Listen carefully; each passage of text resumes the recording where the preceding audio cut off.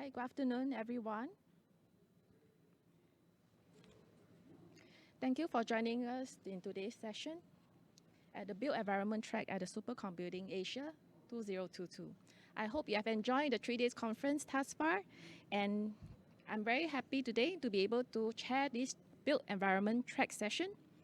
My name is Angie. I'm from the National Supercomputing Center, NSCC. And I hope that today you will leave this session by gaining appreciation of how innovators harness the powers of supercomputers to create a more livable environment for you and me and for our future generations. First, let me introduce the agenda that we have for today. I will do the introduction of who NSCC is and what are the users of high-performance computing, or we call HPC for short. After which, I will be inviting our distinguished guest speaker, Mr. Eugene Seah, Managing Director of Surbana Jurong Technologies, to share on the topic of the potential role of supercomputers in resilience. He will touch on how supercomputers help in analyzing predictions in floods, weather patterns, and energy by compounding layers of data and forming various scenarios.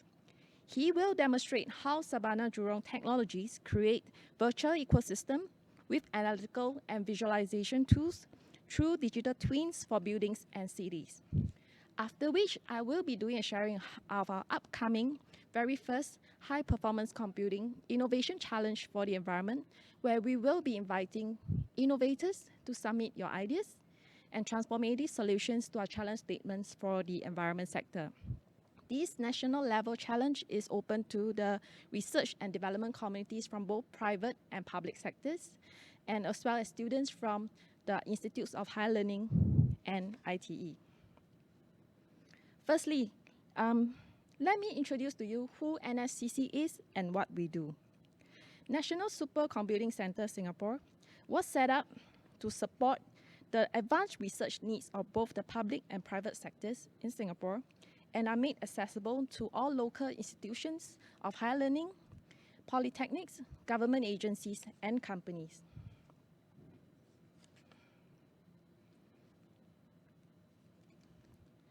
NSCC resources are meant to support the main 4 key research trusts as set up by our NRF, and they are mainly in the areas of urban solutions and sustainability, human health and potential, smart nation and digital economy, manufacturing, trade, and connectivity.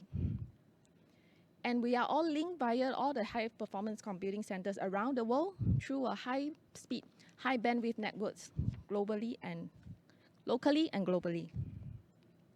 And as we speak, as most of you would have already aware through the various releases that we have done in the past few months, we are building the second supercomputer, which is expected to be ready in a few months' time. That is in June this year. And we are happy to announce that it's going to be at least 10 times bigger in terms of computing powers when it is being put into operations. It comes equipped with the latest GPU cards that are specially built for various AI applications. Now, let me move on to what exactly is high-performance computing, of which many of our audiences may have heard about this term, but some may not be very sure about what is it being used for and in what kinds of scenarios. HPC, in summary, is basically the ability to process data and perform complex calculations at high speed, which leads to groundbreaking scientific discoveries and game-changing innovations. So this, as you can see on the slide here, there are many applications that supercomputing today serves. And that could be something like live streaming of a sporting event, even tracking a developing storm, testing of new products, or even up to analyzing stock trends. And with technologies like IoT, AI, 3D imaging evolve, the size and amount of data that the organizations today have to work with grows at a very tremendous rate. And in order to keep a step ahead of the competition, organizations need lightning-fast, highly reliable IT infrastructure to process, to store, and to analyze these massive amounts of data. Well, now I'd like to move on to a few use cases that's related to the built environment sector. And I hope this will also help better illustrate how supercomputers are being deployed in this sector. This is one of our favorite example, which is called the Cooling Singapore project. It is a national scale project where we study how we can improve the well-being of Singapore citizens by reducing the urban heat island effect. The results of the studies will bring about implications for planning, transportation, and construction, as well as the patterns of individual consumptions for the island city. These are all with the aim of creating and reducing city heat and implementing quality and improving the quality of urban living for everyone in Singapore. Another one of my favorite case studies that I like to illustrate, besides the use of AI. So this classic example whereby a group of research students at NTU decides to use AI to help improve the safety level of autonomous vehicles. What they did is using our supercomputing resources to help them to train the AI bot to be able to recognize objects and obstructions to make the vehicle safer, so that the computer is able to recognize objects as per what the human eye can see. So with this invention of the bot and this research, it helps contribute to a safer driving environment when autonomous vehicle driving becomes more common on the roads. These are but a few of the use cases that are related to improving our environment and our daily living. And I'm sure following up Eugene's sharing would definitely delve deeper into how building specialists make use of supercomputer to design our cities. Now, before I invite Eugene to take over the screen to share with you what he has for today, allow me to introduce Eugene to everyone. Eugene joined Surbana Jurong Group as Senior Director to spearhead and oversee the group's special projects and strategic initiatives. He's also the Managing Director of Surbana Technologies, pushing Surbana Jurong Smart Cities and agenda. He is a Green Mark professional and is knowledgeable in the field of sustainable buildings. Now, over to you, Eugene. You may start your sharing. Thank you very much, Angie. And good afternoon, everybody. My name is Eugene, and I think first and foremost, I'd like to thank the organizers for inviting me to give a talk, and Bernard and Angie, thank you so much.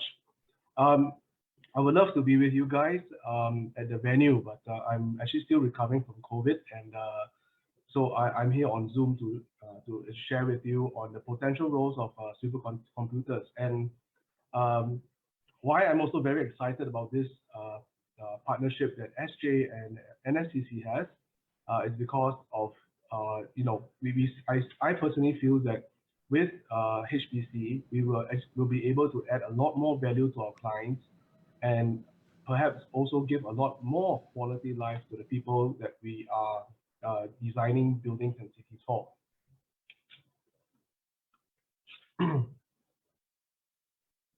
So this is my slide on sustainability and resilience. So in Surbana Jurong, I hold the portfolio for sustainability and resilience, and I work with Pravin and his team, not only just on green buildings, but on cities and also on things like flooding and heat island effect.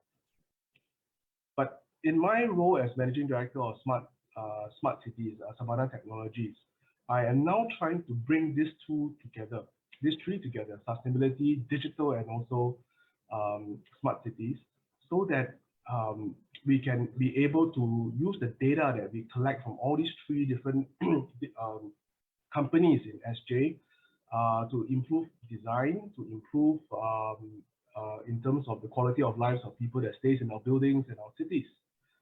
But as you can see already, with three different types of data sets, with three different types of each type may have several different types of data sets. You are looking at a compound data approach, and the resources that we have now, even with cloud computing for the matter, is not sufficient. And for just I just give you an order of field. 5 seconds of CFD, we probably need at least half a day to a day of work to do so. Now, if we do have that ability to have HPC with us, this can be actually much, the effect, productivity effect is a lot more. So when Bernard was sharing with me, what should we, what's your dreams? And so when I was designing this slide, I remembered the song from ABBA, I Have a Dream. And this dream is to use compound data together for things like solar analysis, daylight, glare, wind-driven rain, hydraulic systems as well, and even floods. Now, I'm only just touching the surface. I will not be able to cover things like my lifts, where we are monitoring more than 30,000 lifts in Singapore, collecting the information, where we can do predictive analysis. We have about 1 million worth of feedback from people, residents, and the ability to first and foremost analyze that feedback, analyze all the asset information feedback that comes in, and then cross-reference them. Now, that needs a lot of computing power, and that's where I feel that on the part of smart cities, then with sustainability and resilience combined, it's really, really powerful. And it's not only just looking at silos. That means it's not looking at just sustainability or resilience or smart city. The ability to bring all together, the ability to value stack the data, compound stack the data, and then analyze it. That's where I feel the future is going to be with HPC. So I think Angie has talked about heat island effect, and to me, I think this is a really, really, really serious thing. As we urbanize more, right, as we become a concrete jungle, there is a balance between that of concrete surface, and that of grass. In my place, I have a metal roof on my left, so I'm staying in my parents' house now. They have a metal roof next to the bedroom, and the living room there is a driveway and a road. It's about 1 o'clock now, 1 to 2 o'clock now, and the temperature of the road is about 40 degrees. Now, even with all the wind that you can actually have blowing, it will mean that I'm having 40-degree wind coming to the house. I'm having 50-degree temperature wind at my metal roof blowing into my room, and that's the reason why my windows are always closed. So I think the need to ensure that we do proper simulations, right? And compound it with not only just one building, there's many buildings, because you may have situations of a twin tunnel effect. So this is just an example to come up with this type of individual data for things like privately owned public space POPs, I call it, right? It took us weeks to be able to analyze it, weeks. And we actually found out some certain areas where it's going to be very hot, and how we're going to be addressing it. But that is only just one building. There are many buildings and the way roads are built, the way buildings are aligned can actually compound this effect. Actually, maybe I could just bring some stuff from flooding now. So even how the roads are actually built and how the buildings are actually shaped. If there's actually a flood or a tsunami, it can actually cause the wave to be higher because of the construction of the roads and the construction of the adjacent buildings. So just like heat island effect, in the buildings can actually interplay with one another. How so now? Very difficult, because we only do one building at a time now. With virtual Singapore, with the ability to bring in the entire digital twin of Singapore, you will then be able to really design good buildings that can cater for all this. So in terms of glare, we'll be able to take note of that, and also the wind. And in this case, wind may not always be good. Like I said, I'm having 50-degree air outside, and when the wind blows in, I'm getting the brunt of this 50-degree hot air. So it is very important to be able to know where the wind is going to be affecting, how it's affecting, and in this case, how this hot air is going to be affecting not only my development but my neighbor's development. So this is just a simulation again to understand how one project, okay, is going to be affecting. But if, for example, we do have several projects for an entire precinct, perhaps we can actually do this sort of simulation to really understand. Now, this is already done for large cities, but it's actually a very, very large scale. What I'm trying to say is, can we do a detailed study on every building, on every plot, but for the whole precinct? That is something which is a challenge that we want to undertake. And also wind-driven rain. So again, I said there's a tunnel effect, right? And how buildings are actually built, you can actually get a tunnel effect. This actually compounds wind chill index, and also in Singapore, especially the rain coming into building even more. In some cases, I've actually seen wind, the rain droplets actually shooting out from the from the window because the force of the wind is actually so strong. Was it designed properly? I believe so, but because of the tunnel effect, it has caused this. It's remote, but it has happened. And as climate change gets worse and worse and worse, we must be able to take note of it, of this phenomenon in Singapore as we mature. So in terms of the CFD, with the limited computing power that we have, the one on the left is what we can actually do now, right?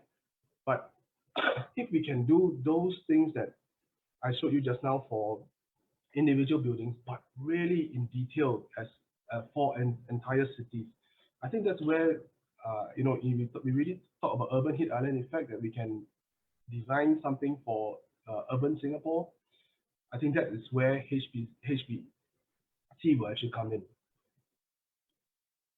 So this is just an example of how we do wind-driven rain, and really, it's to me what we have is rudimentary but good, because it helps in the design for individual buildings. But if we want to really help and do something for precincts and nations, we do need something bigger. Moving on to hydraulics now. So what we have, this is just an example of in terms of the CFD on how we do with the vortex drainage, right, and how it actually affects design. I was personally involved in this project, and this little thing here, as you see in the video, took us months to actually do and to perfect. Again, limited compute power. Same as our aerosol design, whereby this is just an example whereby we will know how the circulation of air, especially now, as you can see, I'm coughing. I'm actually making sure I'm blowing all the fan into a certain space, but extract to the room behind me, so that there's no air that that goes back into the house. So there's a little bit of science happening here, but again, if we can do this for every building and knowing how this is actually air is actually going to run, we can actually put those samples of, like, we put a virus to see how it actually moves and so on and so forth. Then this would actually lead to better designs of internal space. Next one is the floods. So we always hear about, in terms of floods, where it's actually just the flood waters or sea level rise. I asked the question to NTU to say that, can we work together to do something that has many things, like the sea level rise, rain, storm surge, plus wind. This is, I also want to take into account topography. So this is where we have different data layers coming in. And again, with the systems that we have, this is what we have produced. There's so much more things we can actually do with this, so much more, right? In terms of visualization, because there is a weather phenomenon now called the rain bomb, right? So that it's like 1 hour of rain that comes in 15 minutes. And then can we forecast this stuff, this rain? Can we forecast how it affects traffic? Can we forecast and then lead PUB to certain areas? Can we tell people ahead so they can stay indoors and not be caught out in the on the roads at Bukit Timah or Bedok, for example?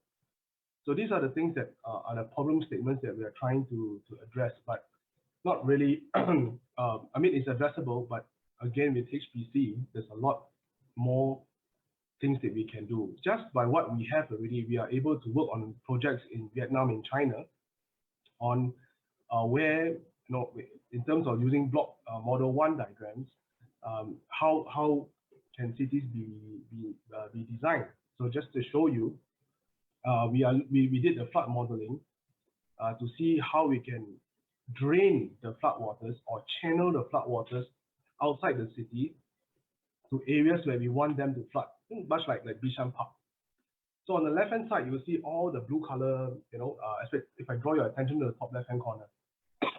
So we noticed that, if we do have 1 in 50-year rain, there's going to be a lot of flooding happen in, say, the top left-hand corner. We took note of where the points are. We proposed design of certain levels, and then did this simulation again. Again, this simulation took us months to do. But as you can see, on the picture on the right, top left-hand corner, there's less flooding in the center of the city, but more the waters are channeled to the sides. Excuse me. And so compound flooding, I feel, is the way forward, that we can actually look at coastal, rainfall, and even help in traffic as well. But with the use of HPC, I believe there's a lot more things that we can actually do. And the next video is an aspiration of ours for digital twins for Singapore, where we can bring in data for assets, lifts, floods, all into one model. And so have a look at this.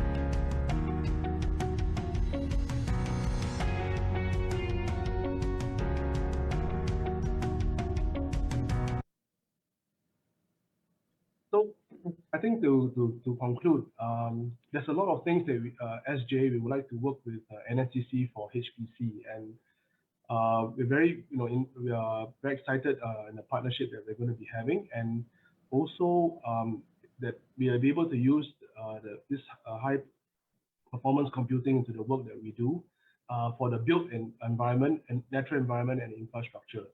So what I've only discussed with you today is only resilience and sustainability. I've not even started on smart cities, collecting information from all the different data points and IoTs, putting it together, and then getting IAQ, IAQ, and IEQ information, and then cross-referencing it and do number crunching on that. There's so much things that we can do. So this is the dream that I have with HPC, with NSCC. Thank you very much. Angie, over to you. Thank you very much, Eugene.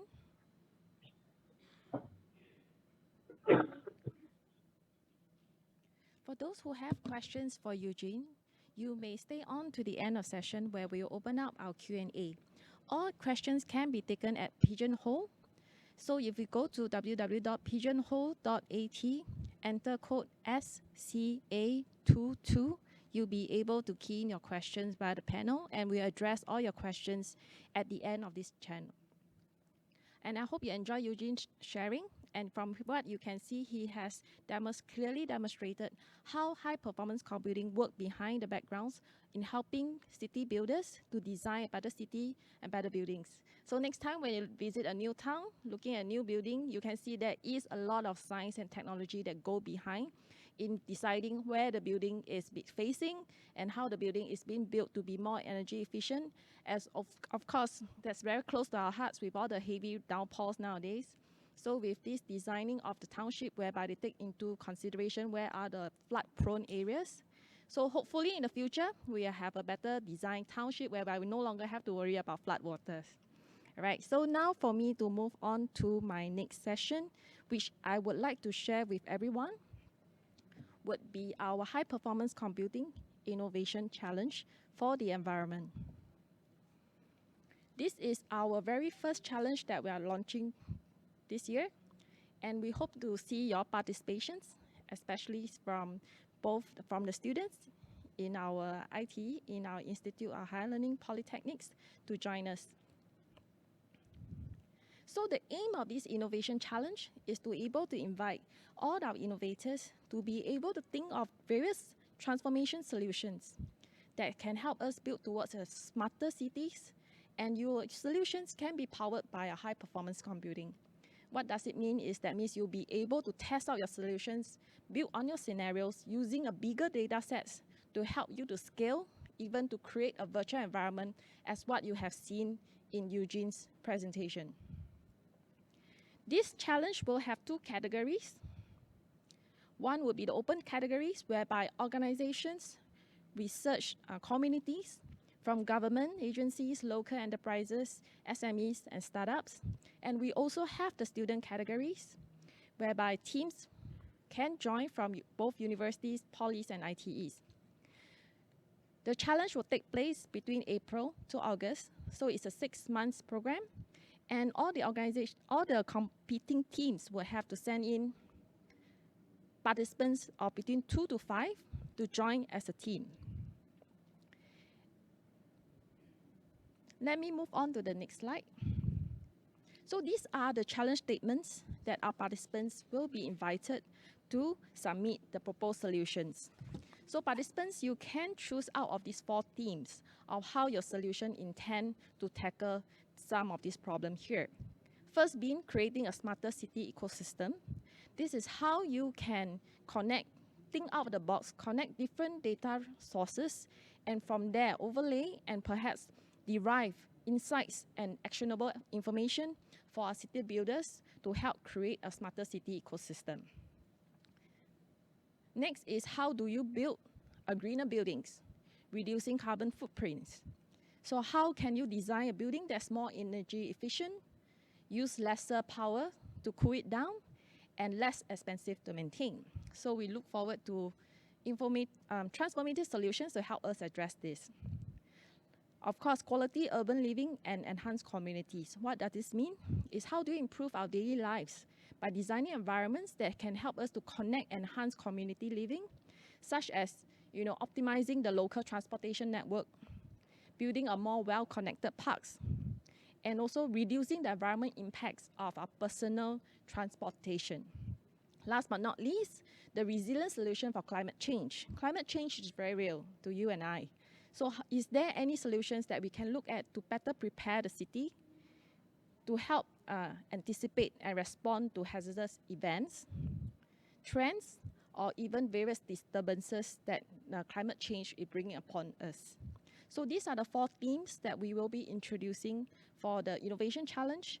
And when you participate, we'll share with you more details as to what is the solution that you will be submitting. In terms of entry criteria, this challenge is open to government agencies, local companies, as well as students. So for foreign companies that do not have a local presence, we will require you to have a local partnership.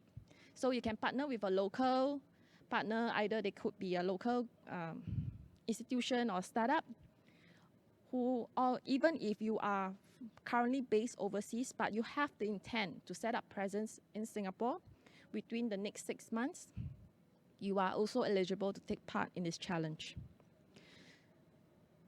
Overseas participants, you may source for your own preferred Singapore partners, but if you prefer us to help you to do the connect, we'll be very happy to do so. And in terms of team members, we will require at least one of the team member to be locally based. They could be Singaporean PR or residing in Singapore if a student pass or a work pass.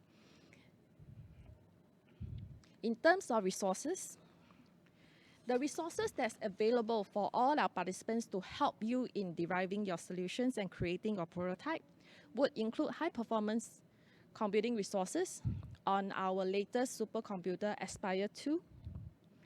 You also have access to a supercomputing digital sandbox, whereby participants will be able to plug and play, whereby you can make use of all the various analytical tools, applications, sample data sets.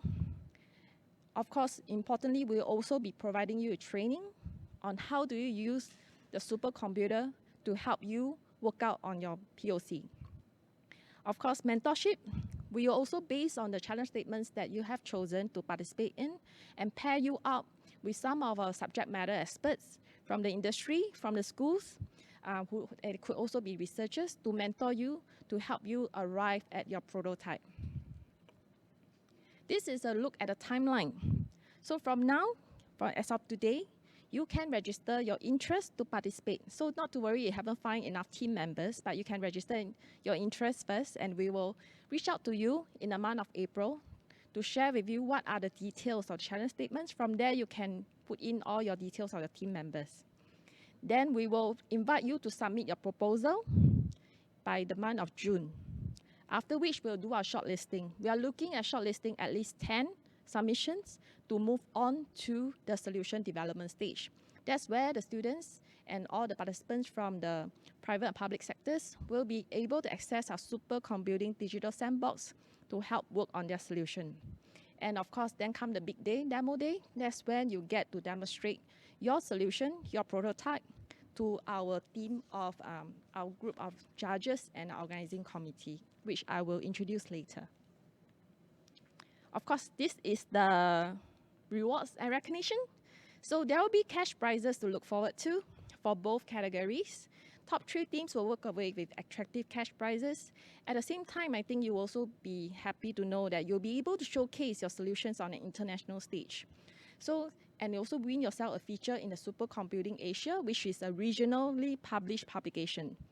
So this show next year, 2023 Supercomputing Asia, with the winning teams will get to showcase your winning solution right here at this stage. Even for those solutions which are being viewed as having the potential to be commercialized, you will also get a chance where we help you to create the market access. Of course, for students from the school teams, you can also look forward to internship opportunities from some of our supporting organizations in this challenge. Now I'd like to introduce to you members of our esteemed organizing committee. And you can see they all come from both the public and private sectors. So our chairman is chaired by our NTU professor, Professor Zhang. We have Dr. Luo Jing from IHPC A-Star. We have Professor Chu from NTU. And we have Professor Wu Ping from SUTD. And of course, we have Dr. Ore, who is from NEA, as well as Dr. Edward Ang from the Building and Construction Authority, Mr. Chin from our URA, of course, last but not least, our CK from HPE.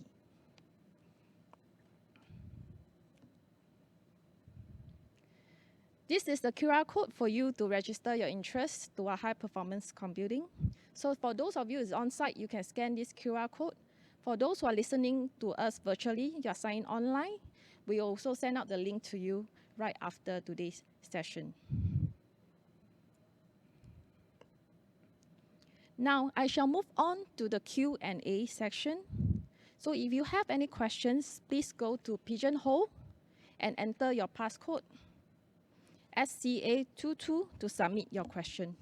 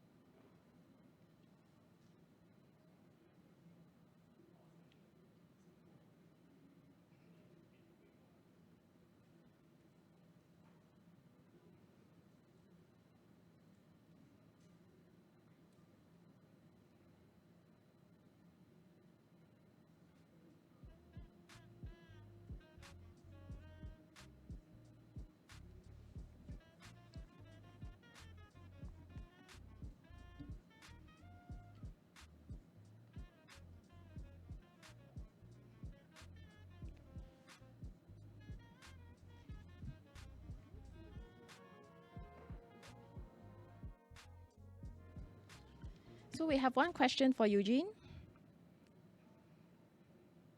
Eugene, are you here with us? I'm trying to log in. Hello? Yes, can you hear me? Yes. Yep. So there's some questions regards to your video that you showed. So there's the aspiration of Surbana, Jurong, and you have shown the campuses, the building that is going to be coming out. Some are pretty excited. They ask you when is that coming? When is that actually being built? Right. The campus is currently still still building. It's the first phase is going to complete we are going to move in May this year, May this year, and then the second phase will be in September this year. This campus is located at Jalan Bahar, and it's going to be a campus of dreams, lah. So whereby the things like sustainability, resilience, Wells International, robotics, IoT sensors, foray, it's going to be in this building behind me.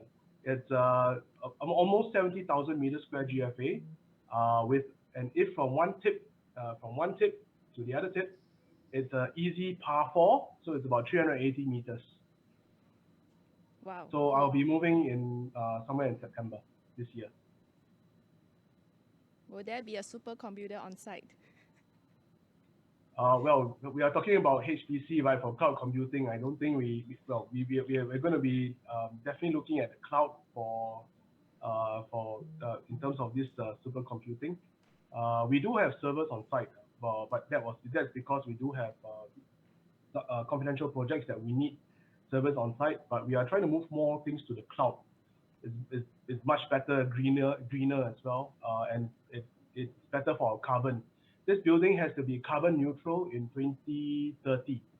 So we need to make sure that it hits its target. But maybe let me share with you something that about all these simulations that I showed you just now. This building is a super low energy building. We are having about 40% energy saving. But in order to push the boundaries to an ultra low energy building, we're going to be pushing it to 44% energy saving. So there's a lot of IoT sensors that's put in to not only to track and monitor, but also to shape behaviors. But we need to have compute power to monitor all these and video analytics so that we can look at behaviors and all that. So that is something that we are going to embark on as well moving forward. And again, very excited because we do need that computing power to have the compound data approach, not just one, not two, but probably 4, 5 type of data approach crunched together so that we can come out with some sort of insights of what this data is telling us or what the building is trying to talk to us. This doesn't work, this works. So that's what's going to happen for our SJ campus moving forward in 2023. Wow, I'm sure that's exciting for everyone. So we have a question for Surbana Jurong as well. So some of the students here who are with us in this session, for the HPC Innovation Challenge, can the participating students collaborate with Surbana Jurong as a submission? Yeah, why not? Very happy to. Angie, you have my details. If you can give it to them, they can always contact me direct. Yeah. Thank you. Okay, we have some questions for the Innovation Challenge. So one question is, how can they access the digital sandbox that I mentioned earlier? So currently we are building the Supercomputing digital sandbox. So once that's ready, students will able to be, or rather the participants of the Innovation Challenge would be able to access it remotely via a web-based interface. So the back end will be connected to the supercomputer. What we envision for the Supercomputing digital sandbox, it will come built in with ready applications, ready sets of data, as well as some pre-trained models for the students to deploy to help them in their analysis and calculations of any form of scenarios they are working upon. So more details will be shared in the month of June after we do the after we do the selection of the finalists who enter into the solution development stage. So the other question regards to the Innovation Challenge is about the key parameters for the acceptance of a proposal. The key parameters for the proposal will include you have to clear, besides meeting all the entry criteria that we have listed, right? So your solution must be able to tell our judges how it can contribute to the environment as a transformative solutions. What is that actionable decision that you want to arrive at? And at the same time, how you think the high performance computing can play a part in help you in delivering this solution. Because we are looking at solutions that is made possible using the supercomputer, whereby our innovators have in mind the kind of scale they want to arrive. So it's not, you can think further, not just beyond a building to make it more sustainable, but you can think beyond like an entire town, a township, you know, how you can make the buildings greener. I believe some of the students who has taken part in previous similar competitions, they are actually quite creative. They have thought of using satellite images to identify what are the available rooftops out there in various towns across different countries in entire Indonesia, to find out where are the rooftop areas where they can use it to harness solar energy, or even use it to build rooftop gardens to improve the city living. So we want to encourage our participants to think big so that, you know, the high performance computing can come into play to help make your solution to be more groundbreaking.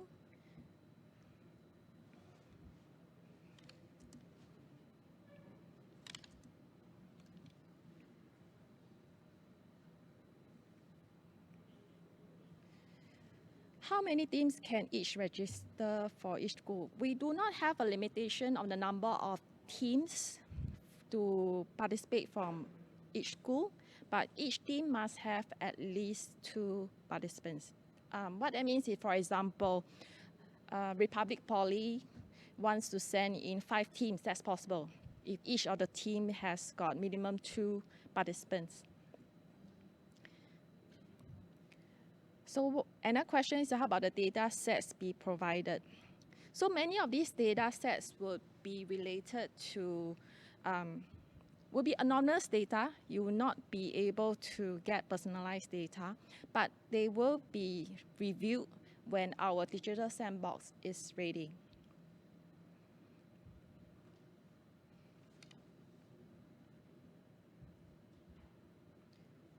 But as you can see, maybe more information on the data sets. A lot of our members in the organizing committee, as you can see, they are from our government institutions like BCA, URA, NEA, right? And even we also have our tech partner, HPE. So you'll be able to look forward for a quite diverse sets of data that will be helpful in helping you to derive on your prototype.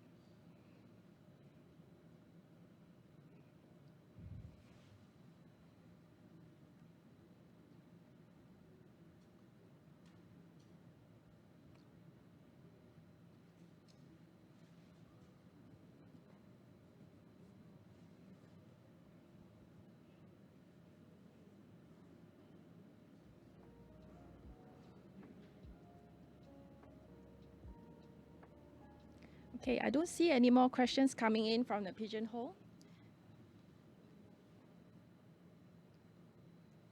Okay. Can you show my last slide with the QR code?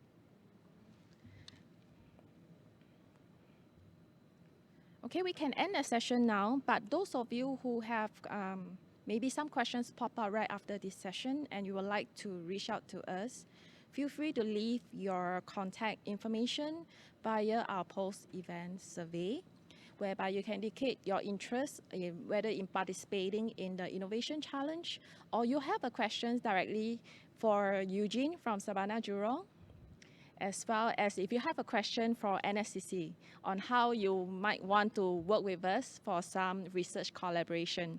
We definitely be welcoming you to do that. All right, so before I end the session, let me say a big thank you again to Mr. Eugene Seah. Thank you so much for speaking today. Even though you are suffering from the COVID infection, I do hope that you have a speedy recovery. I do hope so too, Angie. Thank you very much for the invite. And all the best to everyone, and stay safe.